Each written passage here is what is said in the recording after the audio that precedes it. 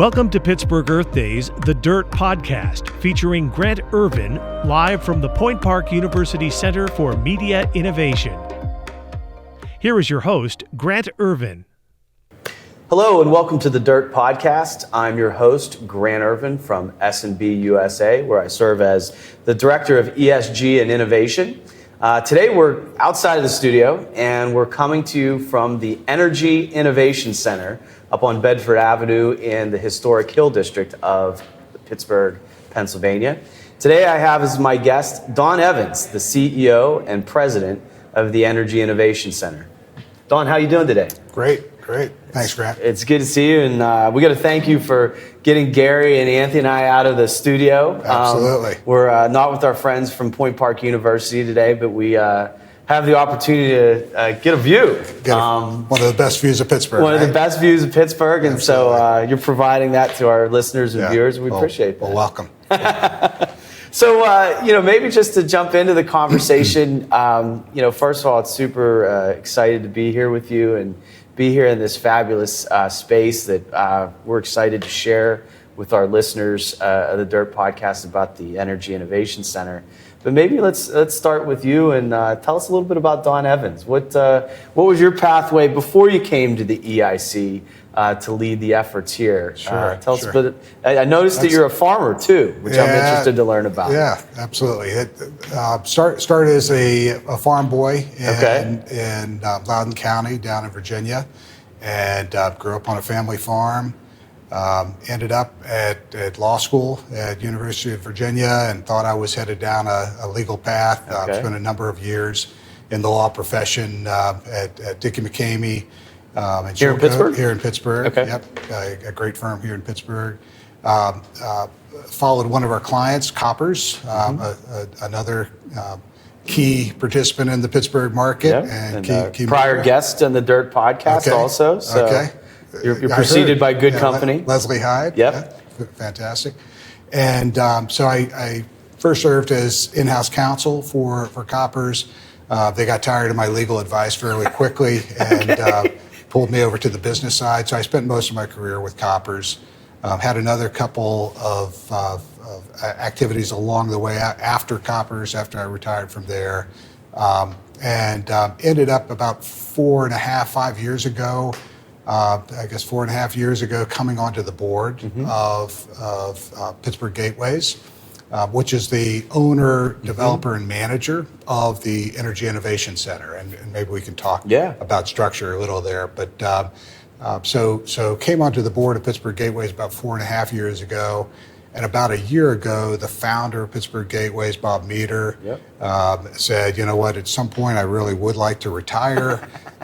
Please. And asked if I would be interested in pursuing his role as CEO of Pittsburgh Gateways.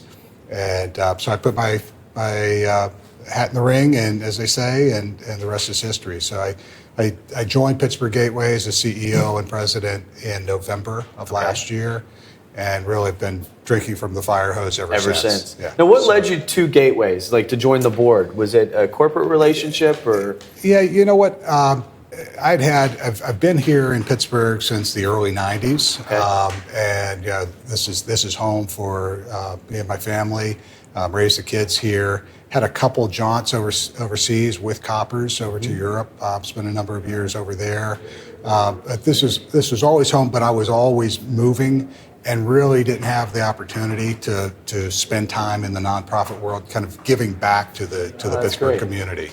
And so when I came back from Amsterdam a number of years ago, I said I really want to get involved in some nonprofit organization. And Walt Turner, who was CEO of Koppers at that time, was involved with Pittsburgh Gateways and suggested that I look into it. I really, once I got onto the board, I really fell in love with the mission. Yeah. And I know we're gonna talk about that, but the mission of Pittsburgh Gateways just really kind of grabbed hold, and so I got very active on the board. Right. And so it's kind of like a mentoring relationship that Walt led you to Gateways. Yeah, he led me to it, and then I, working with Bob Meter over the last 4.5 years, I really appreciate what we're doing here. So. Talk a little bit about gateways, because that is like the Sure. It's in many cases the foundation or the erector set, if you will, to the EIC. Like talk about the corporation. Absolutely. So a bit about Pittsburgh Gateways.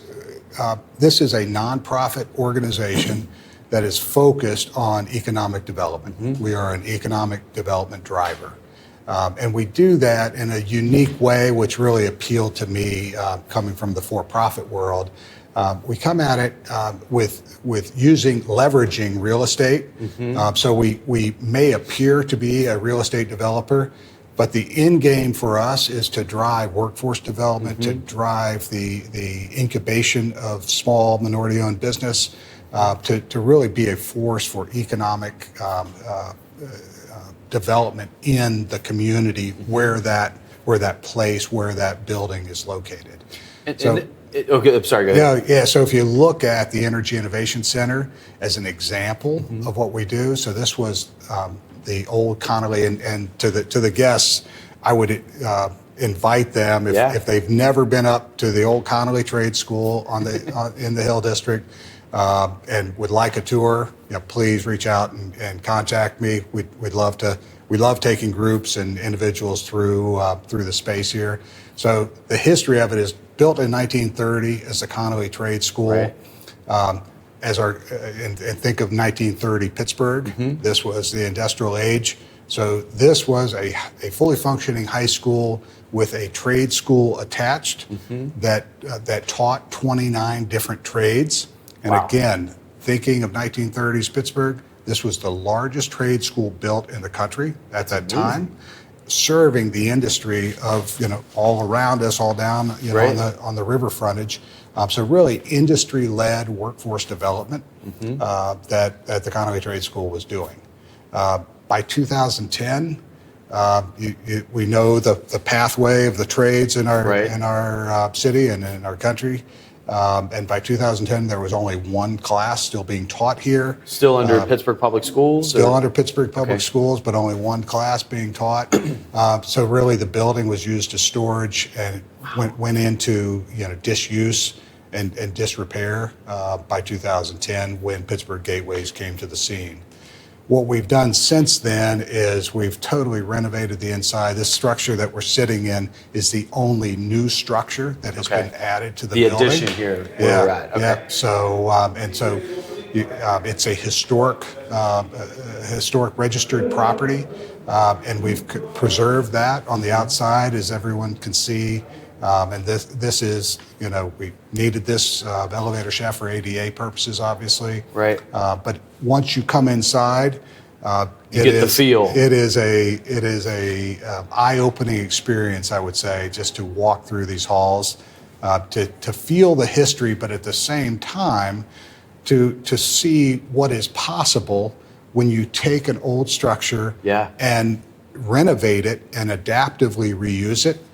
Into a modern structure. So we went from a facility with no insulation to a LEED Platinum certified building, and one of a handful here in Western PA. One of the things that's always interesting for me about both about Gateways, but also about the Energy Innovation Center story, in many cases I'd call it an urban barn raising, like the team that was required to take from was almost an abandoned structure in 2010 to where you guys are at today. What was that, and Bob Meter and Bill Miller and folks like that are part of the team, what was that effort like, I think, to bring all of the partnerships, which are all still very critical and active in the building today? Absolutely. Talk about that. In a word, I would say miraculous. Miraculous. Right? If you look at some of the old pictures of what the space looked like, and you actually look on our fourth floor that we have not yet developed, you get a sense of where it was in 2010 versus where it is today. Mm-hmm. Really, the public-private partnership that was required to turn this building was nothing short of miraculous. Right. The amount of time and effort, and Bob Meter, the founder of Pittsburgh Gateways and the CEO during that entire phase, Bill Miller, his right-hand man, who's our chief operating officer today, and really oversees all of that development between the two of them, and the political powers that be and the community.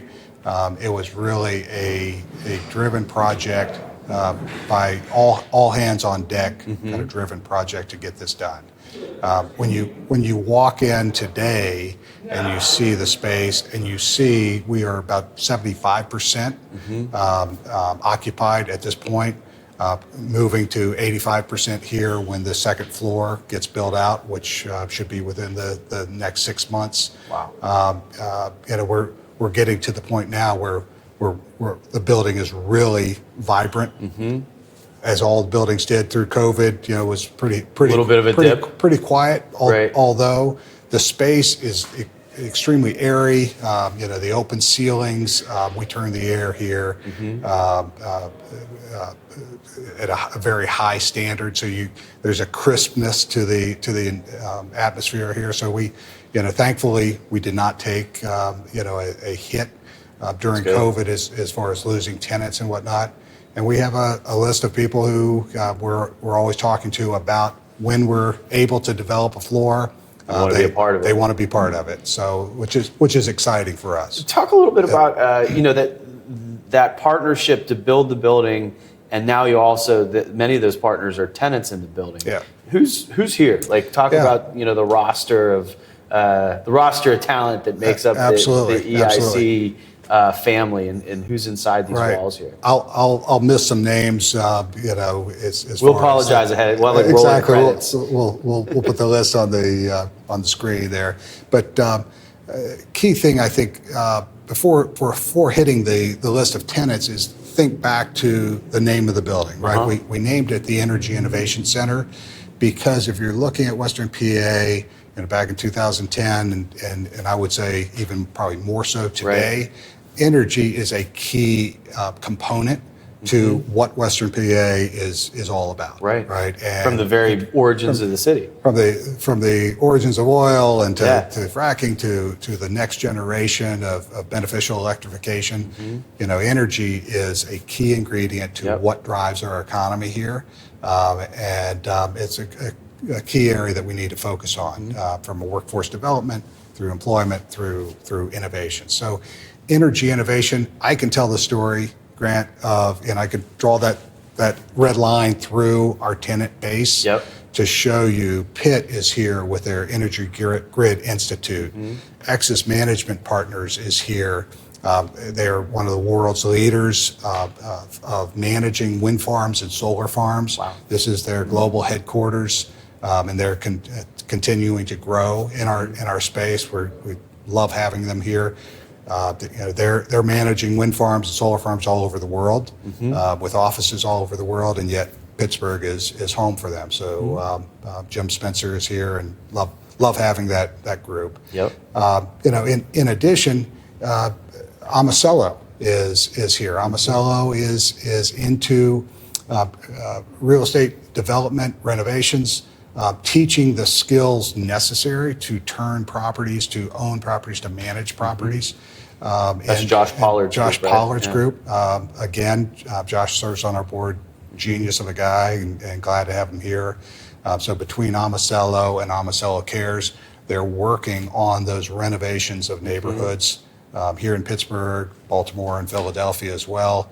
But really driving community development, economic development in place, so that gentrification is not something that means displacement. Right. And love that mission. And again, I look at that. If you think of the energy sectors, the energy sectors that are out there, high efficiency homes is a critical area, right? Getting insulation right, getting HVAC systems right. So all of those factors play into energy as well. That's interesting too, is like one of the things that's always fascinated me about the Energy Innovation Center, and when you walk the hallways, there's always somebody that you realize, particularly if you're in the energy industry, somebody you need to talk to, Sure. right? Like there's this opportunity for cross-pollination and partnership development, but also the building has become emblematic of that from a physical standpoint. Absolutely. You mentioned it's a LEED certified building. Looking outside the window here at a WindStax wind turbine, Right. you guys are actually applying the technologies that are being designed and developed here. Absolutely. I mean, how does that happen? Like, it's literally a living laboratory in many cases. It is. As you walk through the space, you see we've got solar on the roof. We've got the wind turbine out front, really for demonstration scale, right? Yeah. We're not powering the building with a single wind turbine. We're not powering the building with a single Like it's LEED solar platinum, array. but it's not that. Yeah, Exactly. It's a big building too. But it right? showcases what's Yeah. possible, right? If you go down in our mechanical room, you see combined heat and power units, the latest technology, and it's really by design meant to be that learning laboratory, so that designers and architects and operating engineers can come into the space and get a picture of what a 1930s structure with modern amenities, with modern investment really looks like. And I think if we think about the essence of adaptive reuse, it is all about that story of if you had seen this building in 2010. Unless you were as crazy as Bob Meter and Bill Miller, right, you would never have taken on this project. But when you look at the building today, you can't imagine that this building would have been demolished. That's right. So from a green perspective, if you will, we had already invested the carbon in this building. We had already put the concrete down. We'd already invested in the steel and the brick and whatnot. It just needed a little tender loving care. That's right. In order to bring it back to the premier level of LEED Platinum, and more importantly than credentials, as far as green credentials, if you look, and let's go back to the tenants for a second. Yes, we have energy companies here. We have Duquesne Light working a 5-year joint venture with the University of Pittsburgh here on grid modernization. So we have plenty of that energy. But as you say, we also have Justin Alio, who is the outreach VP for Penn State here on site running the Readiness Institute. Yep. And if you see the Readiness Institute when they're in full stride, impacting the youth of today, the future leaders of tomorrow, and getting them community ready and job ready, career ready. You talk about energy. There's no more energy than what you see, in a program like that. If you look at Corey Bonnet, who's our artist in residence, and what he's doing with his Patterns of Meaning exhibit and bringing back over 6,000 molds from the late 1800s, early 1900s, and demonstrating the industrious nature of this community and the backbone that this community had back there, and what was required in order to build the bridges and the skyscrapers that we enjoy today. You talk about, that's energy, right? Chef Claudia, cooking up meals and serving, at the cafe, right, and building the workforce development of the hospitality industry. Again, more and more energy. So it's all kinds of definitions that add to that buzz here in the building. Yeah, and that is, it's fascinating too, because I mean, just some of the undercurrents you mentioned, it makes me think about historic preservation, education, art, like all things that you wouldn't necessarily consider being synonymous with energy per se, or electrons, or solar panels, but it's all intertwined here.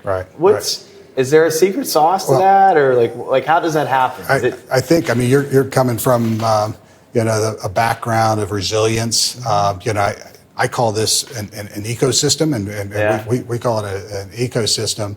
And I think the key definition of an ecosystem, or the key requirement of ecosystem, is that you have diversity. You have to have diversity in any ecosystem in order to get to sustainability. And I really think as you look at the tenant base, and not just the tenants, but also the groups and the organizations that come here for events. We have an event center here, the Covestro Center, the Covestro Hall, the Innovation Hall, all available for events. Please, we'll post a connect there. If you want to get married, if you want to get married, you want to have a big corporate event, you want to make a big announcement, you want to have an off-site strategic planning session. We've got the facilities here. The place to do it. With fantastic views like this. And so all of those partners, to me, create that buzz. Yeah. Right? And that creates the ecosystem that we see kind of buzzing around us. That's interesting too. And you've also, you mentioned a lot of the names, University of Pittsburgh and Covestro and Duquesne Light. The EIC is providing a platform, right? And this confluence of places. What have you experienced from corporate partners like a Covestro or a Duquesne Light? Like, what's their experience like here? So one I haven't mentioned yet was UPMC, who is also an active participant in the building with two training programs today. And I'll just use that as one of the examples. So University of Pittsburgh was historically training their environmental services staff through on-the-job training. So you'd show up for your first day of work, you're in the hospital environment, and you were going to be trained for the environmental services position. We took that training program and inserted it into this building, and if you go up to our third floor, one whole wing of the third floor is built out as a mock hospital unit. Wow. And so looks complete with Presby doors, or any other hospital. Complete with the swinging doors, down to the paint color. And maybe even the smell, you feel like you're in a hospital environment. The benefit of that, if you can imagine, from a workforce development perspective, I'd much rather train someone who is all about the sanitization of hospital space. I'd rather train them outside the hospital, but in a simulator, if you will, environment. So you're not dealing with the chaos of patients in beds and surgeries in process and doctors running around. So now we can really focus on the why behind what they do, right? And so they can actually see, the chemicals that are going to be used, the why of the substrates and the how, without the chaos. 5 weeks later, then they're up, at the hospitals. They're in the hospital. They're assigned to the hospital, and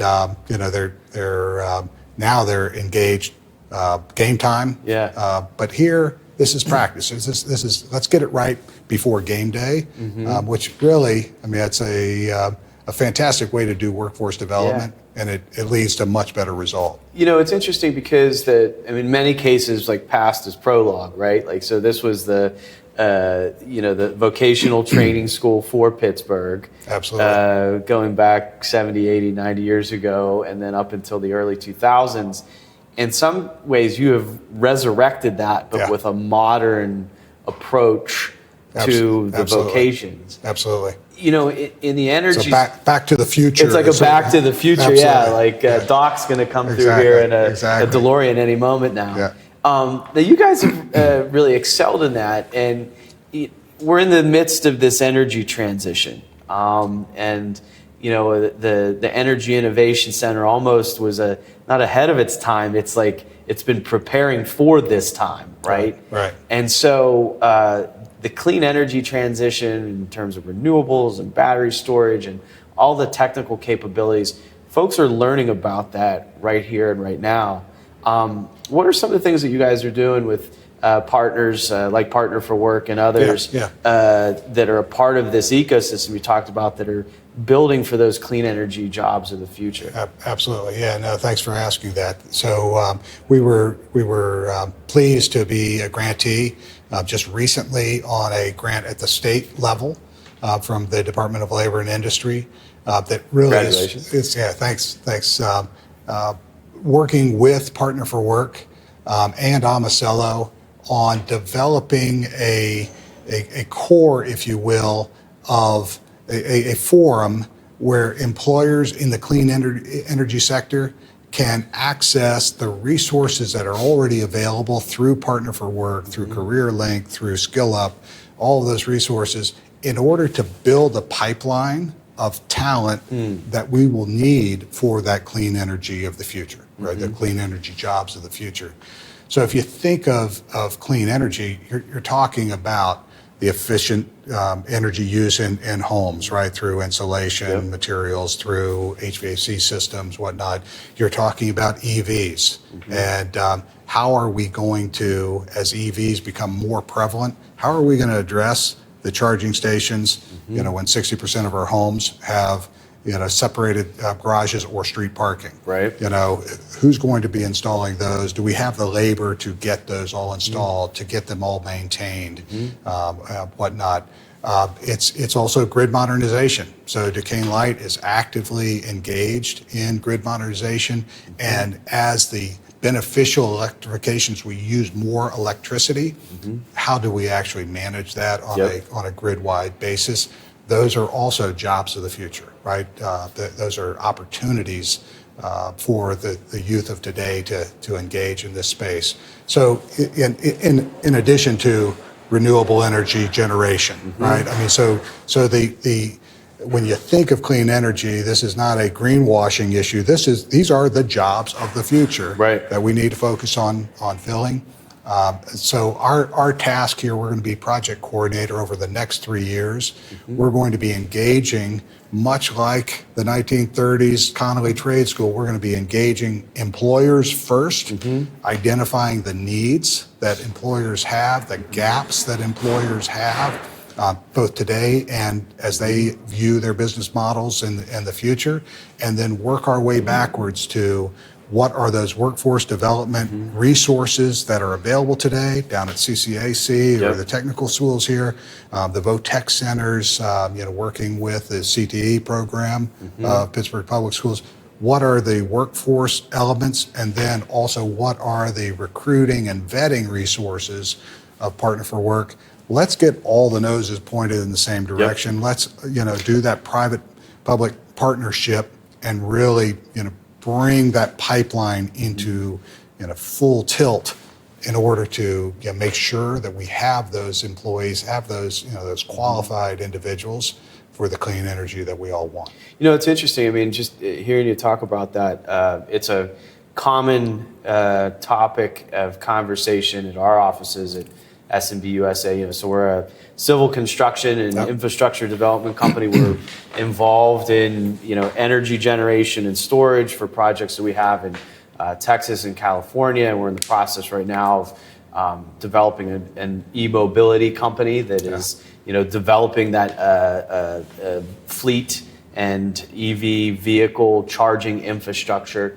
What are some of the things that you see are from the corporate partner side that we can do to help both kind of bring awareness to kind of the needs in terms of the type of technical needs, but also creating those, you mentioned public-private partnerships.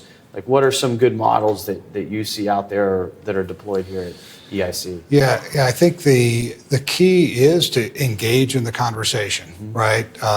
Coming from the profit world, I know there's a tendency for employers to focus on their daily knitting, if you will, and focus on those challenges, and everybody can complain about workforce, can complain about job openings, and we need the people. Just can't get the people, right? But I do think it's not going to get better, it's the old adage that what got us here is not going to get us Right. get us to the future. So we really need to open up that dialogue and return to working together to fill those needs. Yeah. Right. And so Partner for Work runs a program here at the EIC called BankWorks. I think that's a good example where many of the banks in town realized that they could all set up their individual workforce development programs and recruit individually, and recruit and vet and train individuals for entry-level bank jobs that then have career paths going forward. Or they could come together, even though they compete viciously all day long on the business front, they could come together and consolidate the training into one place, and which they've done here, and have Partner for Work bring a high level of training to the table for all these candidates. And then on signing day, you see all the banks come up as on a job fair basis. And as I say, the best water bottle and the best value proposition wins the day, and they take home some new employees. But I think that's a good model. Yeah. Where instead of focusing so narrowly on your own business model and your own business plan, you have to engage in the conversation because working together is the way we're going to move this forward. That's a really good point. Coming up here in just a few short weeks, there's going to be a major event that is going to be coming to Pittsburgh, the Global Clean Energy Action Forum, and the Clean Energy Ministerial. All the energy ministers from around the world will be here in Pittsburgh.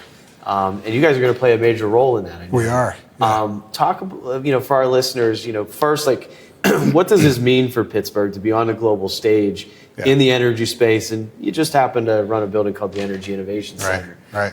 What does that mean for Pittsburgh and the EIC? Yeah, absolutely.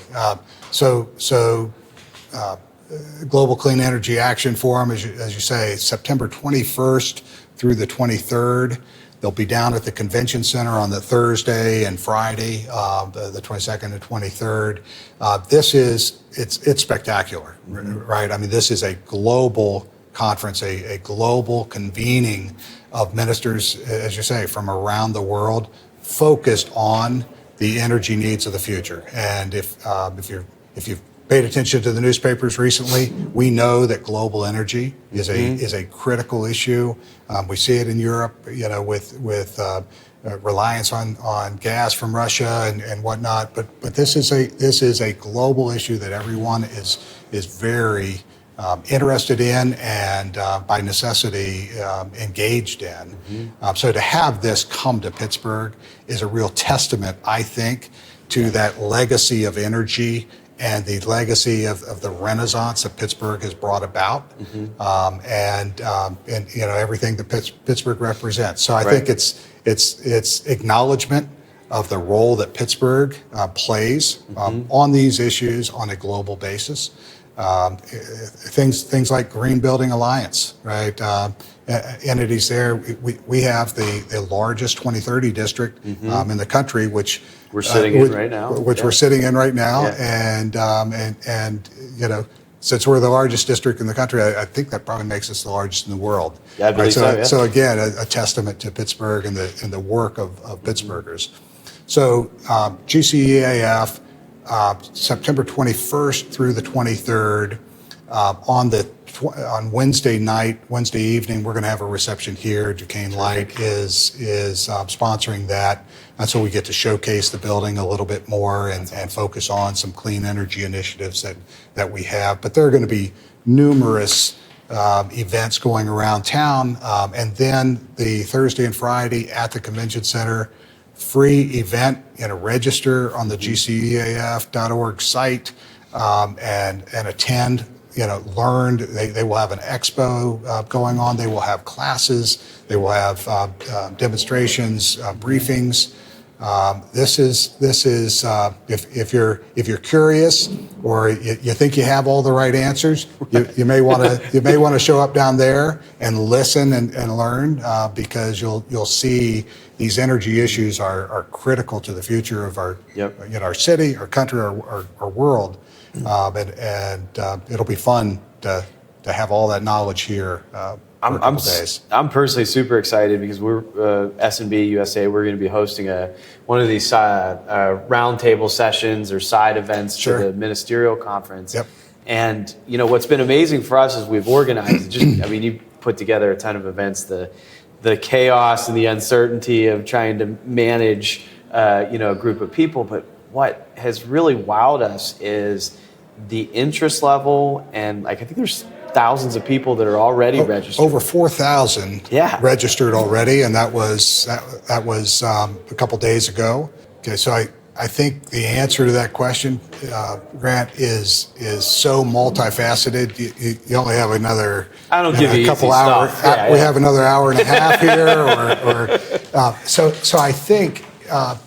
Just in parts and pieces, it's going to come down to infrastructure and seeing things through different lenses, right? And so, as we go forward, the future is not going to look like what the past looked like, right? And so I think we need to think in terms of, okay, so what is the role of hydrogen? Right, both a blue hydrogen, hydrogen made by gas or renewables.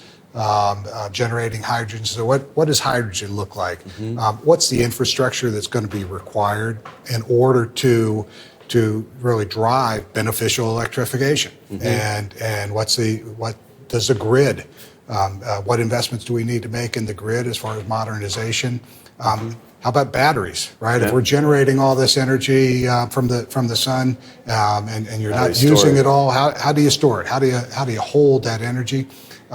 Pitt has a battery lab here working diligently on the next generation of batteries for EVs and heart, pacemakers and whatnot. So there's so many pockets of work that need to be done. Core Power Magnetics, one of our tenants, is working on the batteries of the future, and young group of folks there. Pouring their hearts and minds into the next generation of energy technologies and those innovations. As I say, innovations are middle name, and it's a critical piece of what it's going to take to get us to the next stage. That is absolutely terrific, Don. This has been a great conversation. We'll try to pick this up on another day, I think, because there's a lot more to dive into. I just add one more thing, and I touched on it before.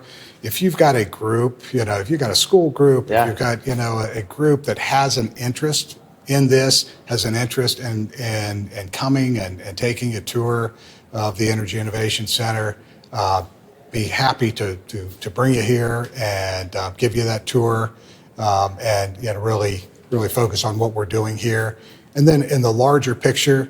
This might be another podcast on another day. We'll have it back. Pittsburgh Gateways is active on extending this story beyond the Energy Innovation Center, beyond this project, out to Johnstown, up to Butler, up to New Kensington. We are working with the Penn State Digital Foundry there. So there are opportunities throughout Western PA to drive our economy forward. Right, we've had a great renaissance here in Pittsburgh.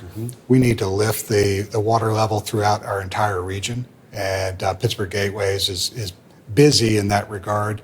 But first come here to Energy Innovation, see a successful project, and then let's work together to do more. We appreciate that. That sounds like an open invitation for the Pittsburgh Earth Day team for a couple of field trips. So absolutely. We're going to take you up on that. Come back. So Don Evans, CEO and President, Pittsburgh Gateways and the Energy Innovation Center. Thank you so much for opening up your doors for us today and providing the great weather and the view. Absolutely. That's absolutely. Bonus points for you. So thanks for being here. Thanks so much, and thank you all for listening in to the Dirt Podcast, and thanks to the Pittsburgh Earth Day team for their production capabilities, and everyone here at the Energy Innovation Center for opening their doors up. Thanks for listening in. I'm Grant Ervin from S&B USA, and we'll talk to you soon. Be well. Thanks.